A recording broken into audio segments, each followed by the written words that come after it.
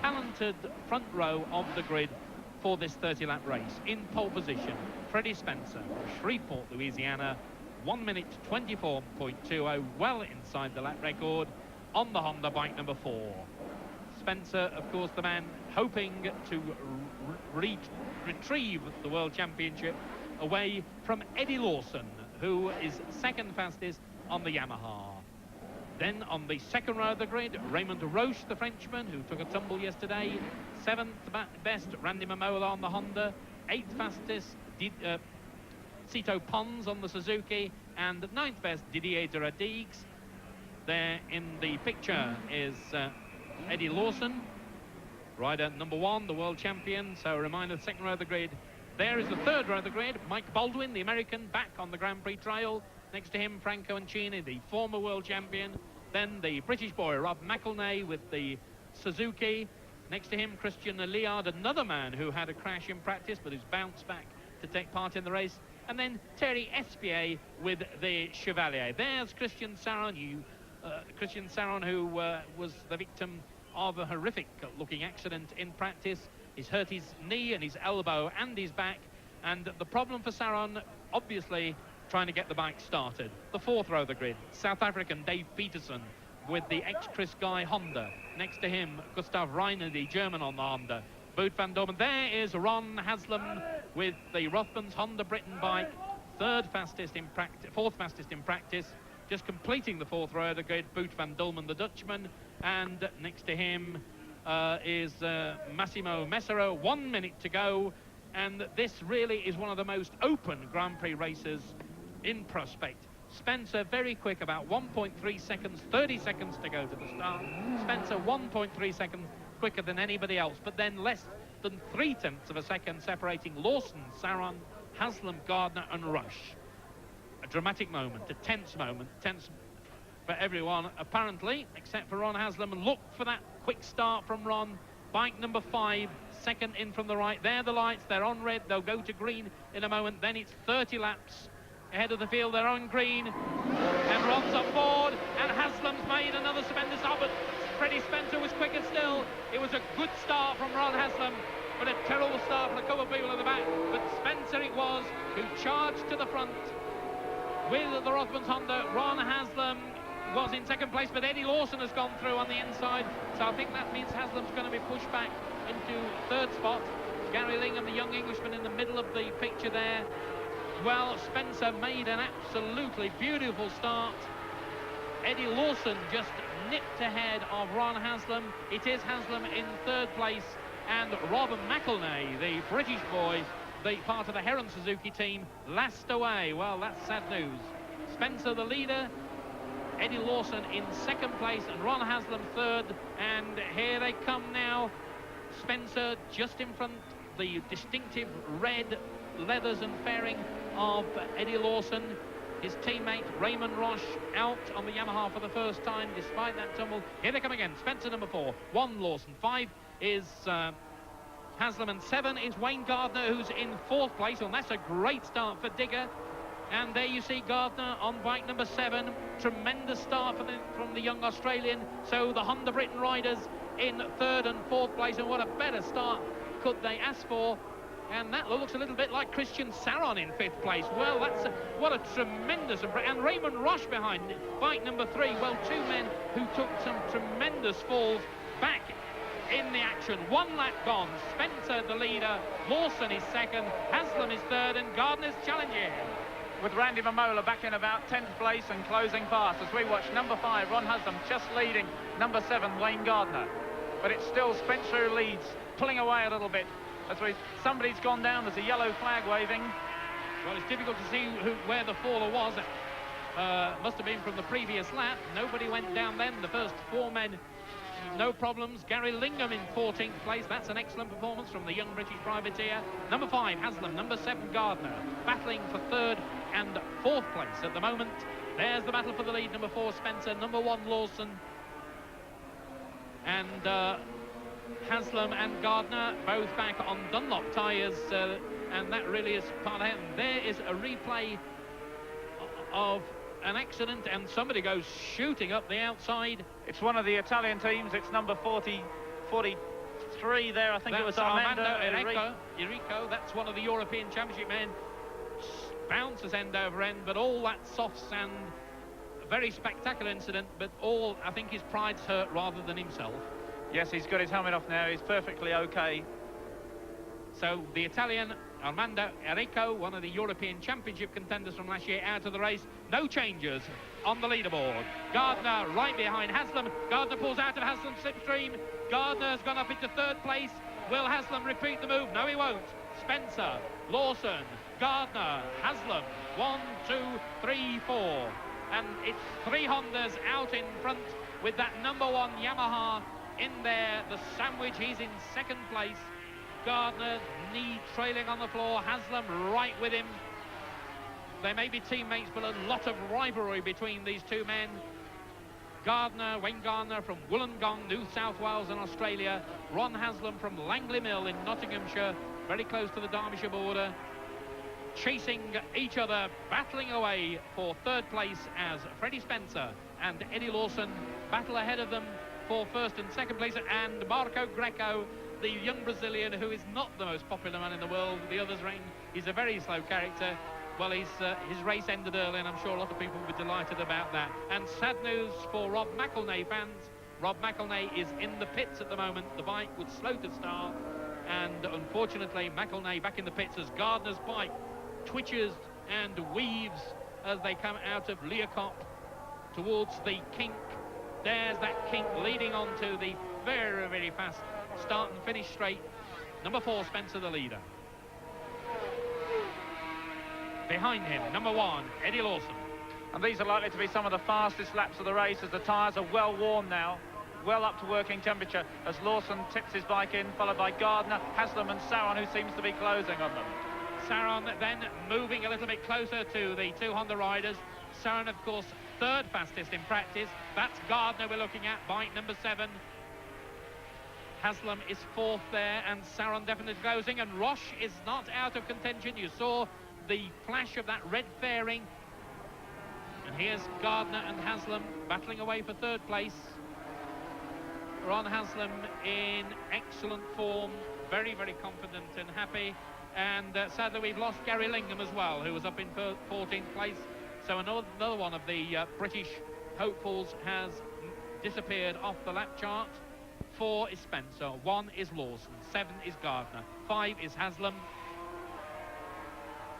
It looks as though Lawson may be closing on Spencer. He's a yard or two closer as we watch #7, Australian Wayne Gardner, and #5, Ron Haslam. And Raymond Roche on the second of the Marlboro Yamahas appears to be closing on Christian Saron. There's Saron just come into view on the top of your picture. And not so far behind him was Raymond Roche. 2 Frenchmen aching and bruised from their tumbles yesterday as Gardner and Haslam chase Spencer and Lawson. 26 laps to go. 4 laps have gone in this 500cc battle, and Haslam looked as though he was thinking about taking the inside lane on the braking for Crowthorne, and a bit of a sneak there from Haslam's Honda. No problems though, I don't think.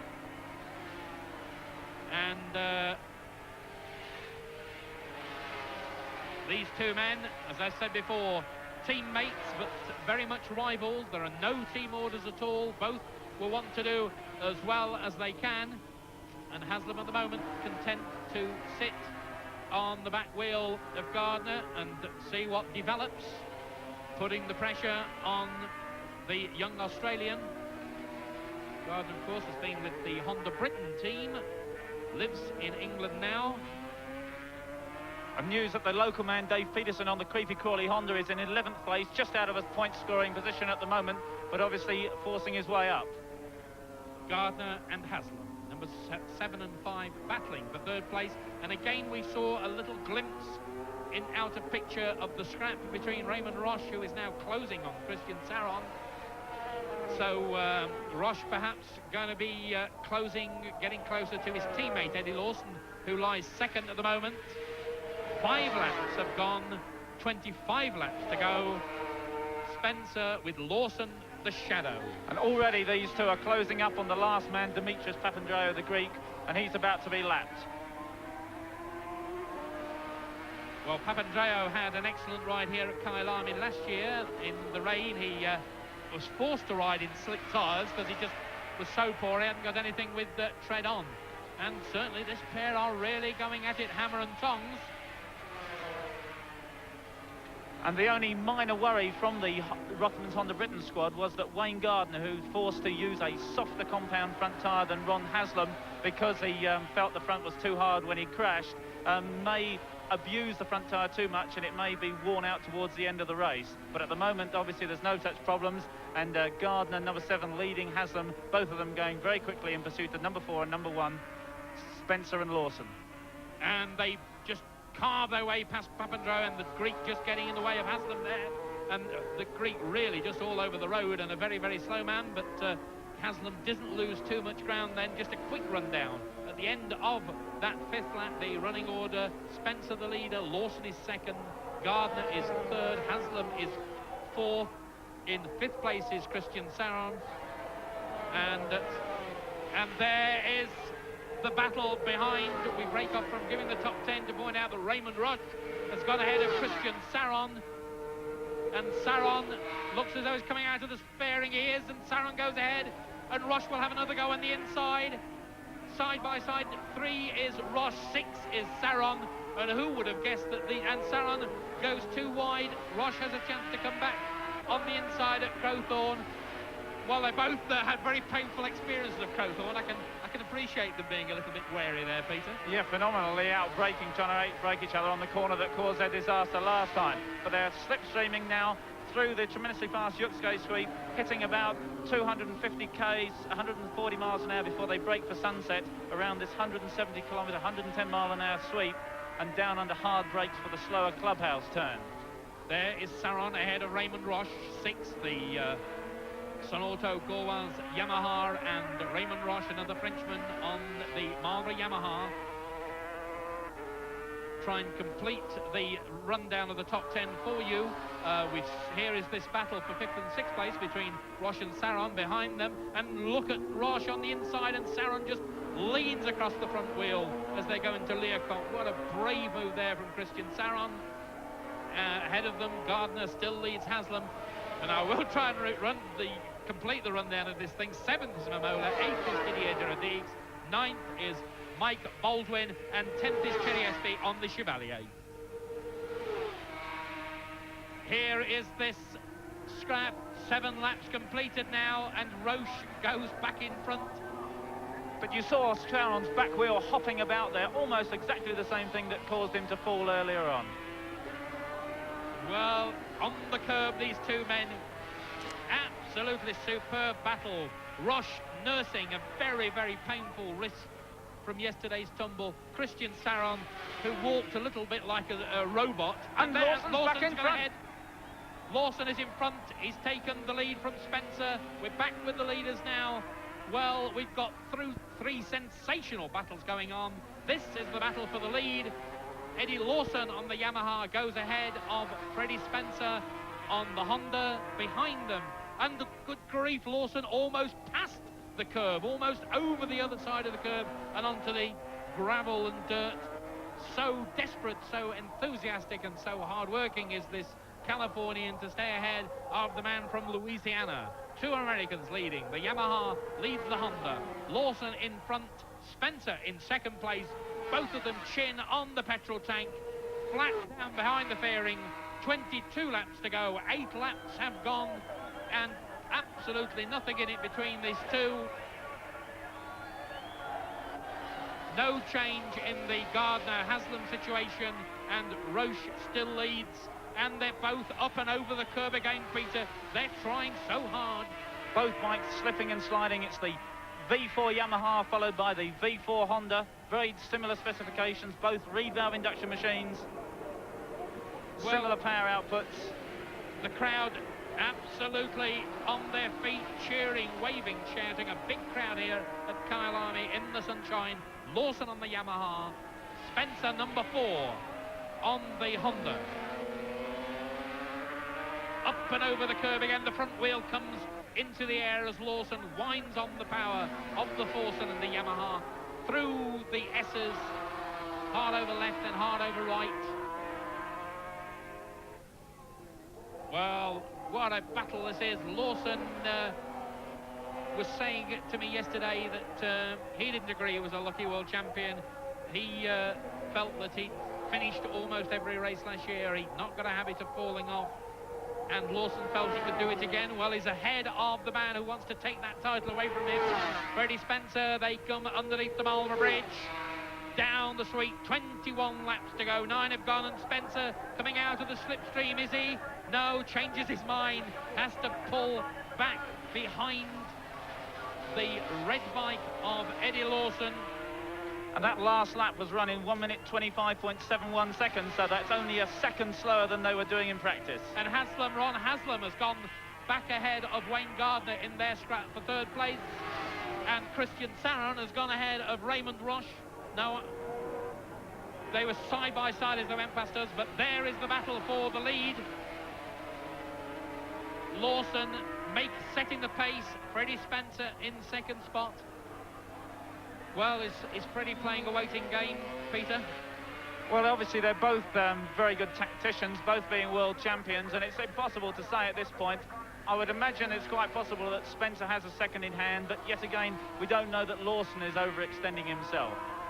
Well, 30 laps around Kyalami in any conditions is hard work, but under this sunshine, it's a task for heroes only. And we'd have two heroes doing the job. Lawson, a glance over the shoulder, and there, sure enough, right in his tyre tracks, in his shadow almost, is Freddie Spencer. No time for Lawson to relax. Here's the charge past the pits. The signal boards will go out. A quick glance to see exactly what the picture is. They lose track of time. That's the order after 10 laps.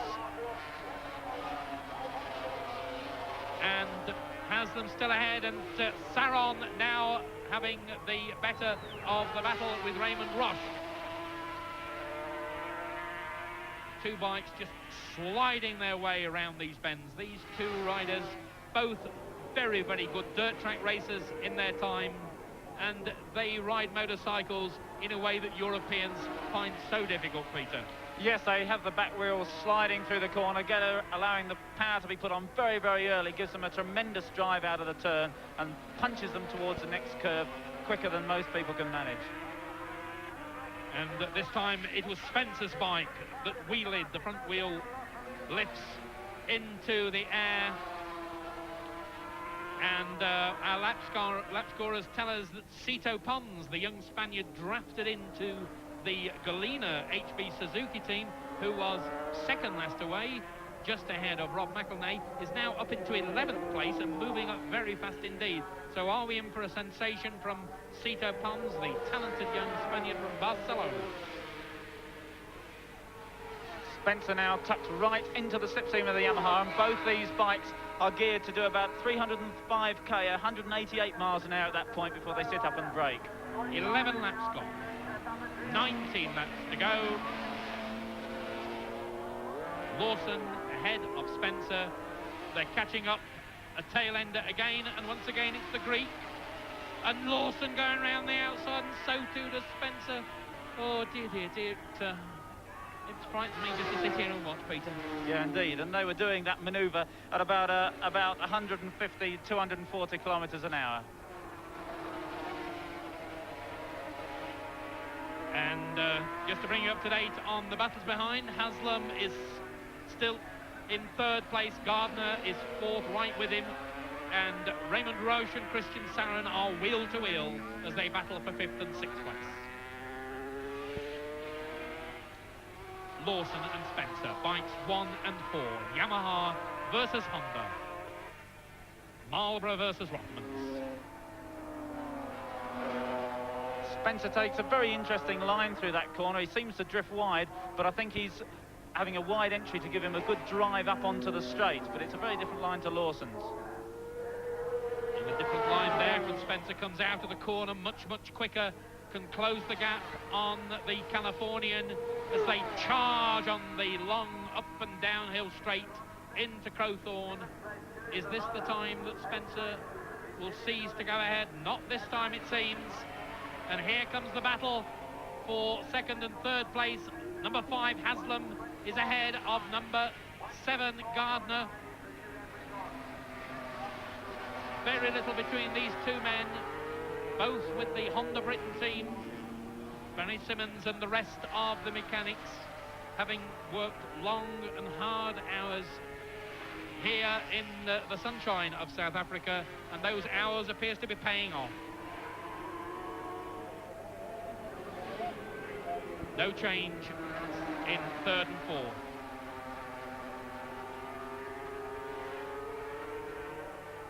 Different styles of riding there, Peter, from these two men.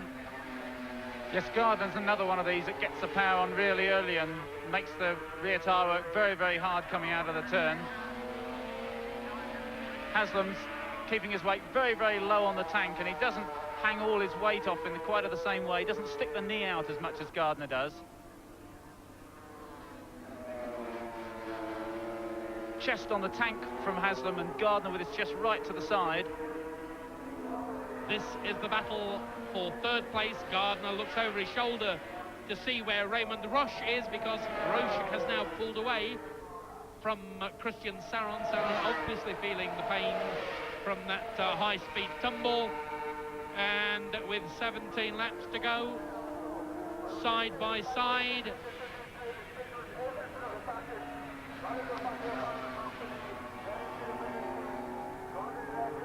There is Roche in fifth place.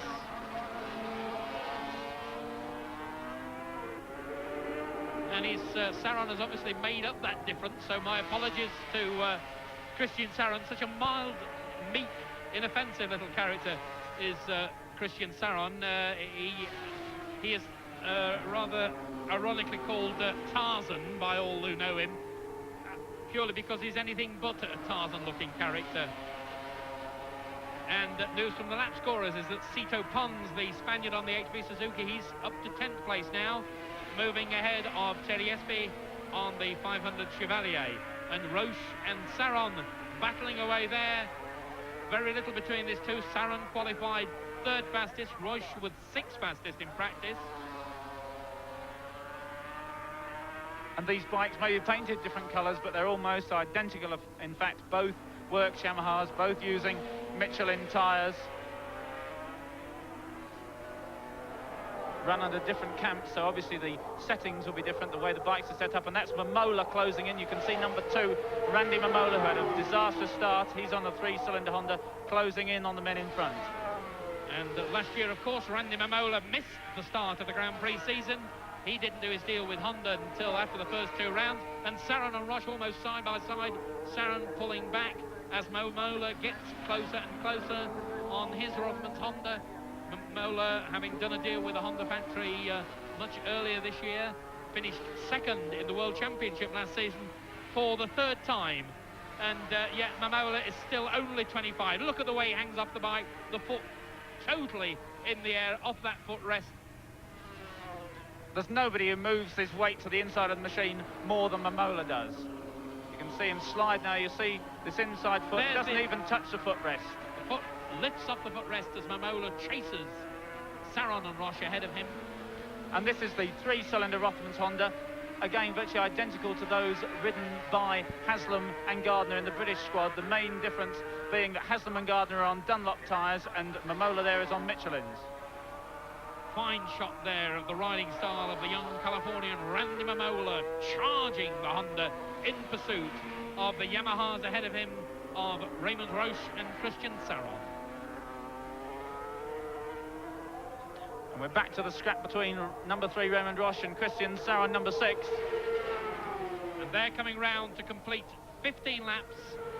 So the first 6 men have completed the halfway stage in this 30-lap battle.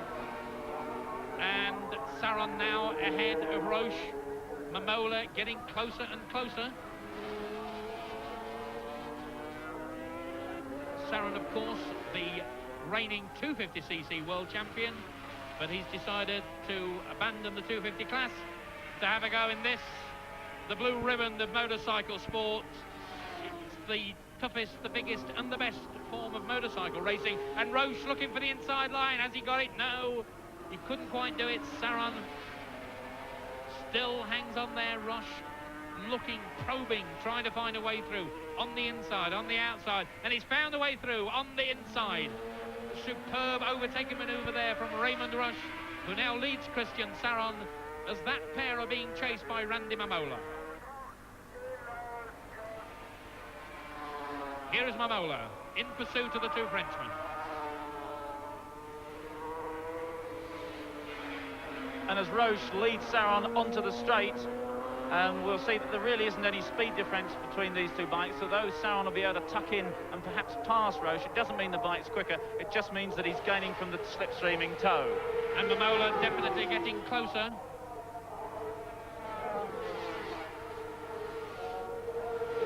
And Wayne Gardner has gone ahead of Ron Haslam now, so Gardner back into third place. Saron looking for the inside line at Crowthorne. Can't find it, so Roche has the advantage. Roche is fifth. Saron on bike number 6 is in 6th place. And Randy Mamola, bike number 2, is chasing as hard as he can to catch this pair. And these two Frenchmen should have been made aware from their pit signals that Californian Randy Mamola is closing on them, so they know they're under threat of losing their places. Well, the question is, of course, can they do anything about it? And Saron looking for the same overtaking manoeuvre that carried Roche ahead of him on the previous lap, but he can't do it. Through the S's, Roche number 3, 6 is Saron.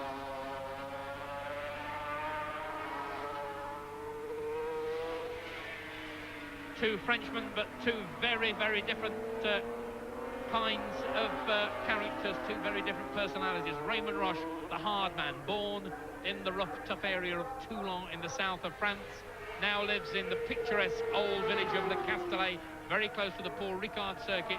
Christian Saron from Paris, meek, mild, inoffensive. 13 laps to go, and Saron, the meek, mild man, pulls through on the inside, but can't quite do it because the hard man Roche hangs on, but Mamola's closer. You could see him closer that time. There's Mamola coming into sight. Roche from Saron.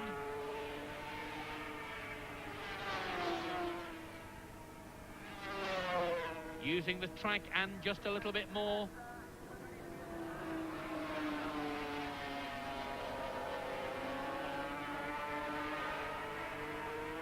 Raymond Roche, third in the World Championship last year.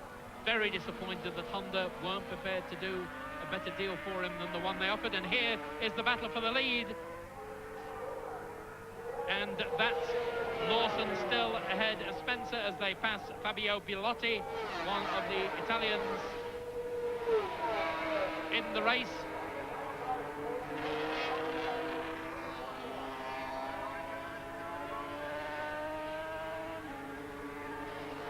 And Lawson with slightly more of a leading margin than he's had in the past, Peter. Yes, they're both running very consistently, aren't they? Although they're dipping and weaving, it's absolutely impossible to tell at this stage what each of them is thinking.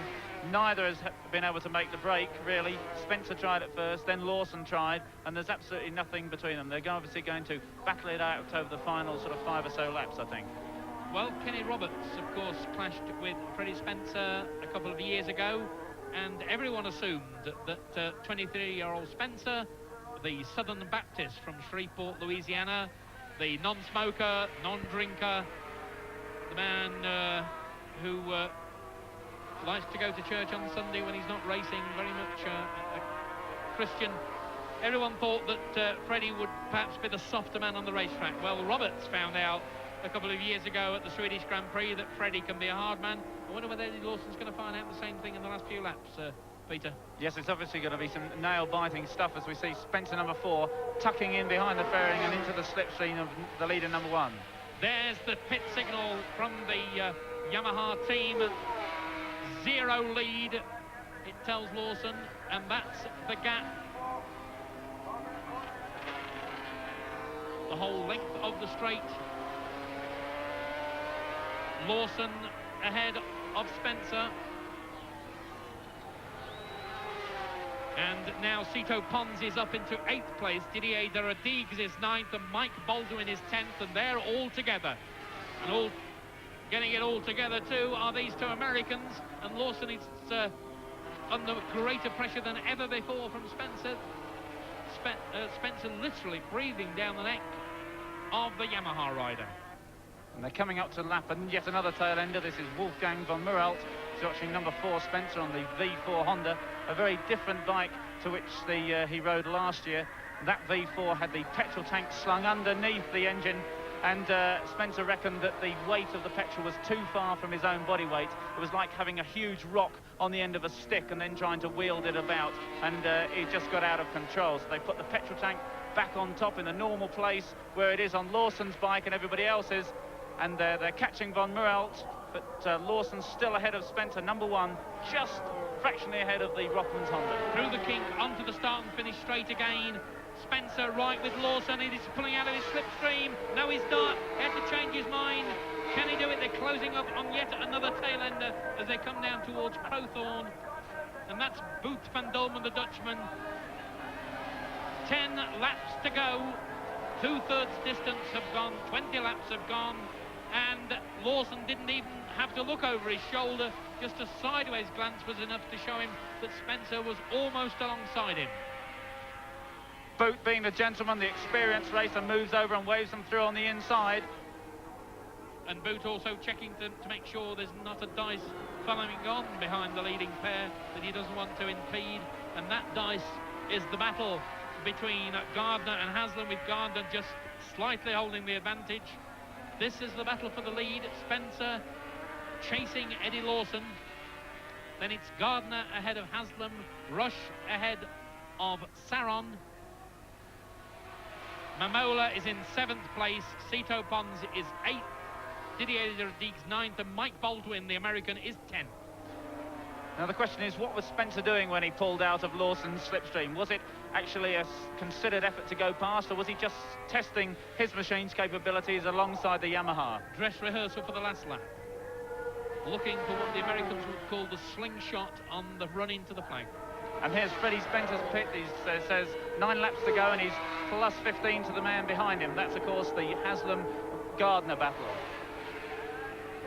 So a comfortable margin between this pair and the Gardner-Haslam scrap for 3rd and 4th place, but absolutely no margin at all, and Spencer onto the curb as he chases Eddie Lawson. Both bikes walking wildly sideways as they applied the power coming out of the corner. Knees flecking out as they then slam them onto the deck, skipping across the tarmac.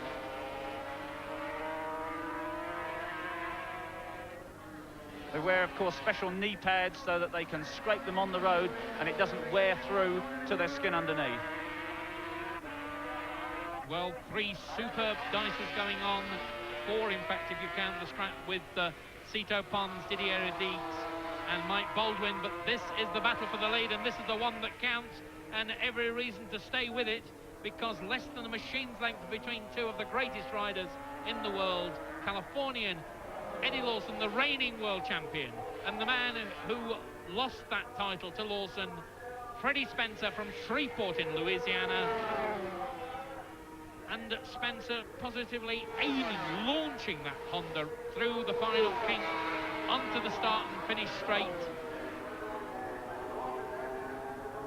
And of course it's no good for Spencer to be in front at the end of the straight here as he follows Lawson into the corner. It's at the start and finish line it's all going to count, so we can expect to see him testing his ideas on how to be in front going across the line, either closing on Lawson as they exit the last turn, that's the 120 kilometres, 75 miles an hour Leerkop, or actually in front of him before that.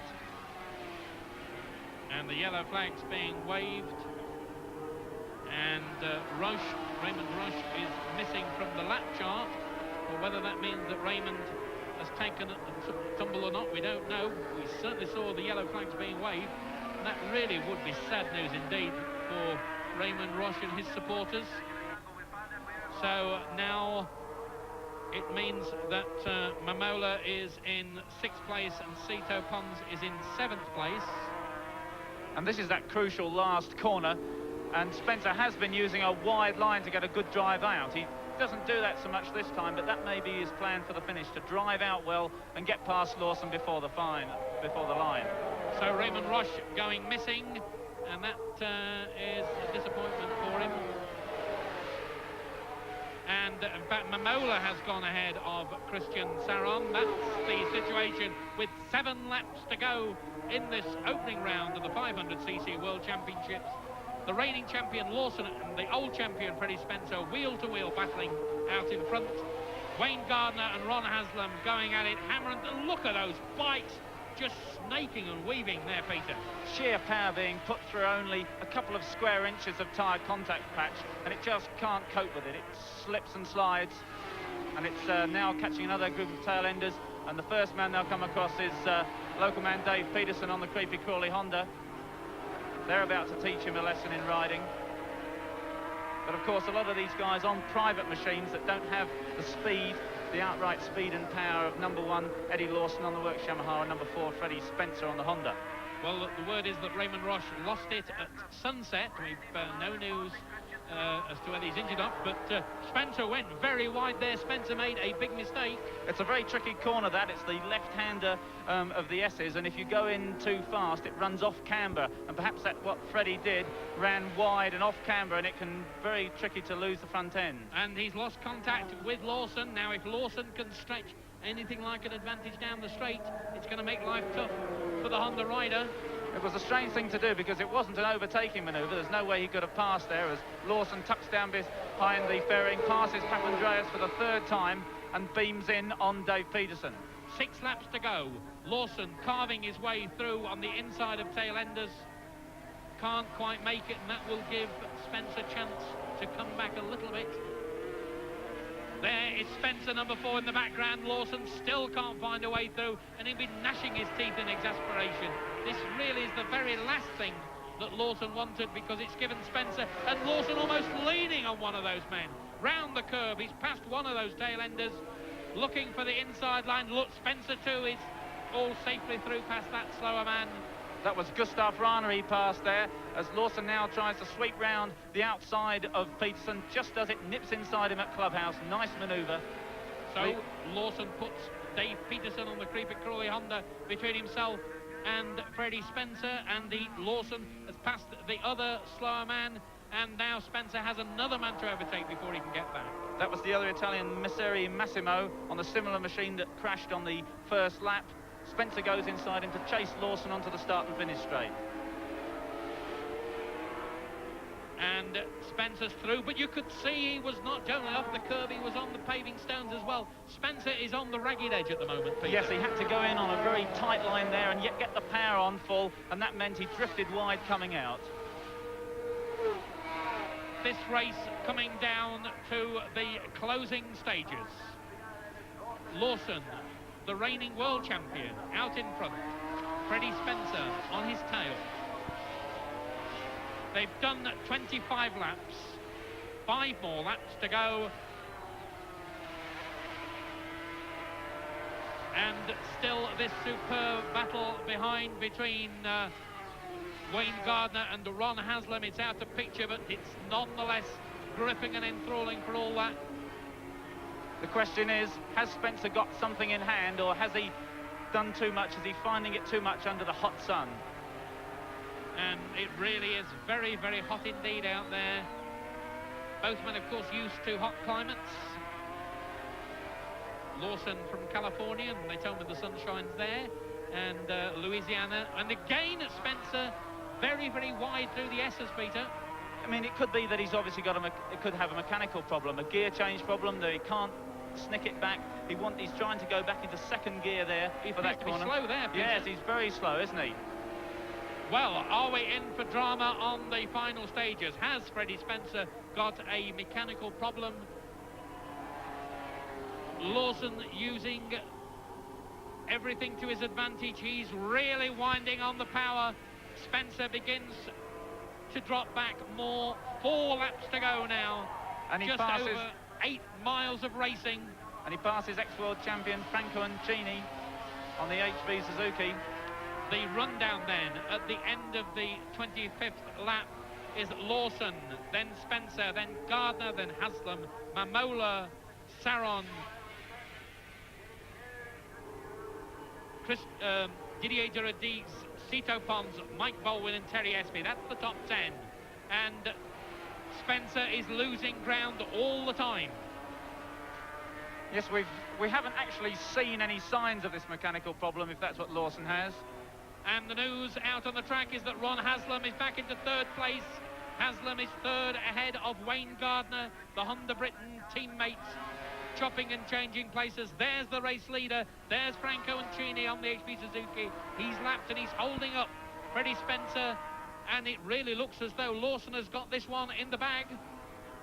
Yes, Spencer again on the tight line. See if he can get the power on. Doesn't really seem to accelerate out of that corner. Certainly doesn't gain any ground on the man he's just lapped.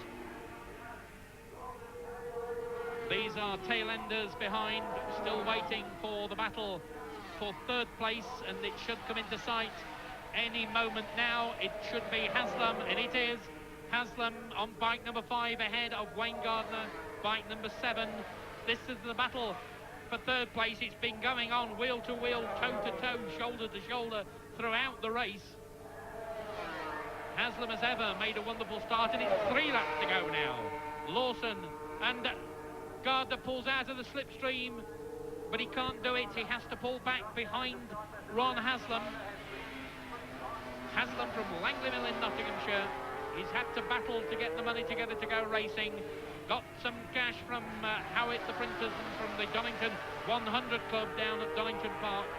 And that's been a big help in finding the cash he's needed to go racing. And they're both under the colours of the Rothmans Honda Britain team. Side by side, Gardner is not giving away anything at all. Precious little between these two.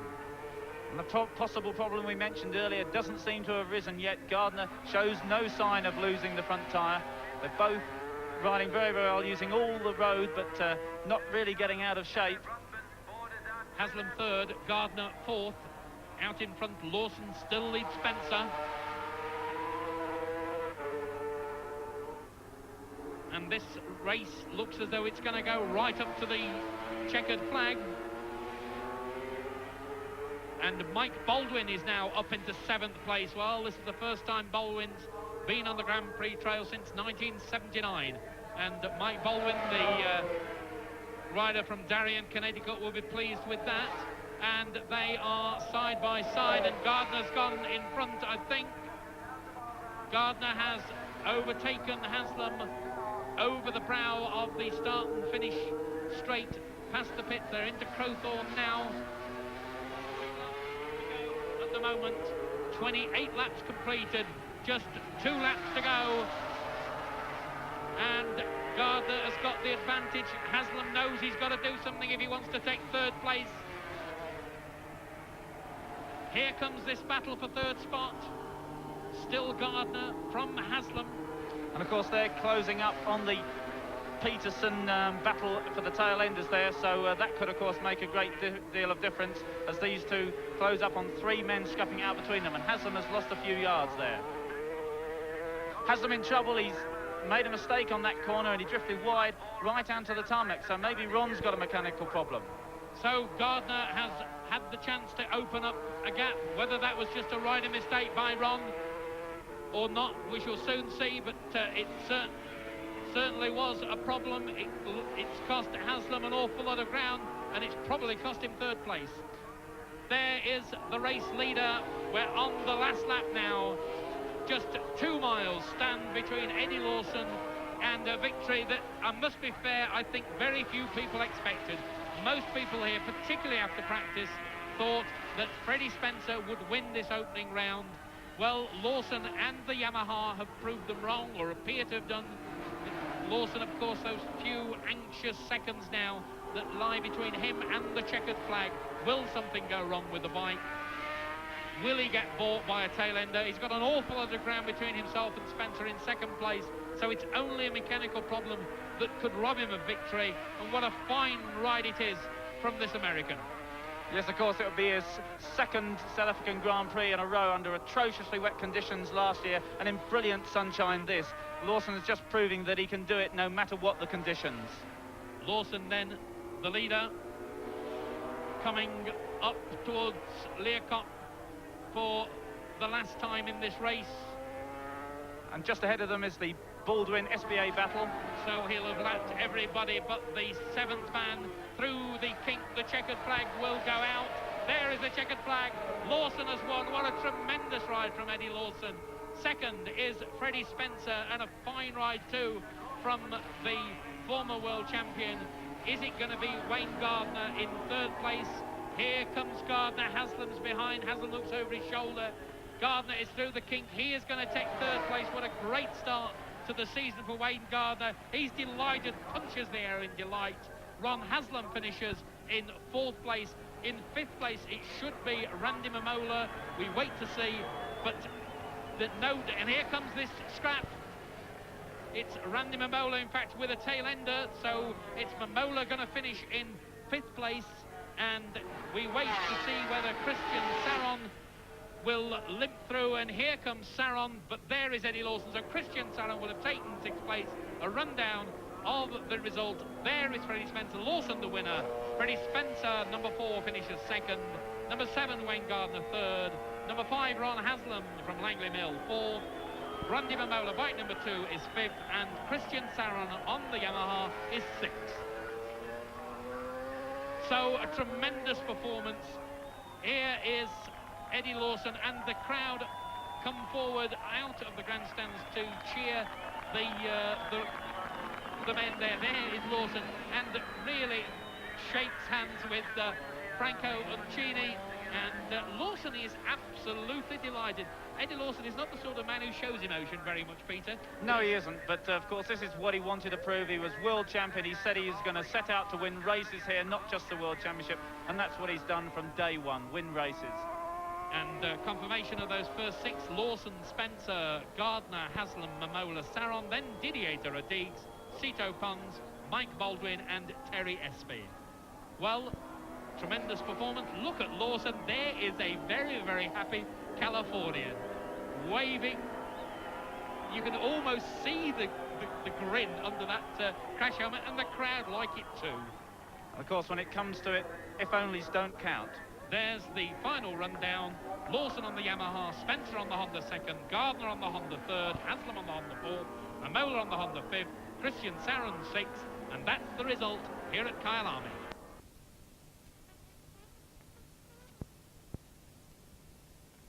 Less than 30 seconds to